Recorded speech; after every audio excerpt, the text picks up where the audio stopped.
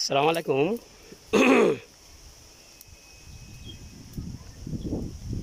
আমি নেজাম চাষি। এক ঘরে সিম গাছ রোপণ করেছিল। সিম গাছের আইন্দা চলে গেছে, তার মানে মৌসুম চলে গেছে। এখন নাকি সিম গাছে শুধু লতা বাড়বে, সিম ধরবে না। তাই সিম গাছগুলো ছাগলকে খেতে দিলাম। এরা ঘাস না খেয়ে এই সিম গাছের পাতাগুলো খুব মজা করে খাচ্ছে। আসলে দেখতে কিন্তু অসাধারণ। এগুলা নিয়ে আমার টাইম পাস করতে খুব ভালো লাগে। তাই একটা ছাগল বারবার হেঁটে আসে, সেজন্য বিক্রি করে দিছি। বিক্রি করার পরে সাথে সাথে আমি এই বাচ্চা সহ এই ব্ল্যাক বেঙ্গলটি আবার পুনরুক্রয় করলাম।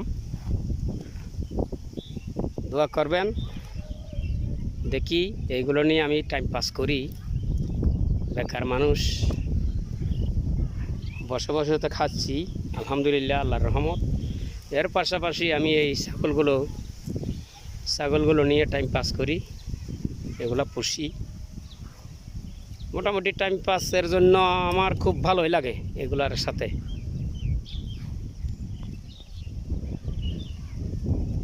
আপনাদের কাছে দোয়া চাই, আমি এখন যেভাবে টাইম পাস করতেছি ঠিক এভাবে যেন আমি একদম স্বাধীনভাবে টাইম পাস করতে পারি।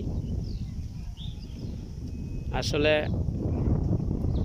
স্বাধীনভাবে টাইম পাস করাটা একটা খুব বড় ব্যাপার। কারণ যে কোনো একটা কর্মস্থলে যদি মানুষ থাকে, এই কর্মের কারণে মানুষ একটু ঘোরাফেরা, স্বাধীনভাবে চলাফেরা করা সম্ভব হয় না আর্থিক অবস্থার কারণে। তা আলহামদুলিল্লাহ আমি এই ছাগলগুলো নিয়ে আমি খুব সুন্দরভাবেই টাইম পাস করি। আমার যখন মন চায় আমি ফার্মের ভিতরে এদেরকে স্পেশাল খাদ্য দিয়ে আমি যেদিকে মন চায় সেদিকে বেড়াতে যাই। আর যখন মন চায় এগুলো নিয়ে আমি টাইম পাস করি।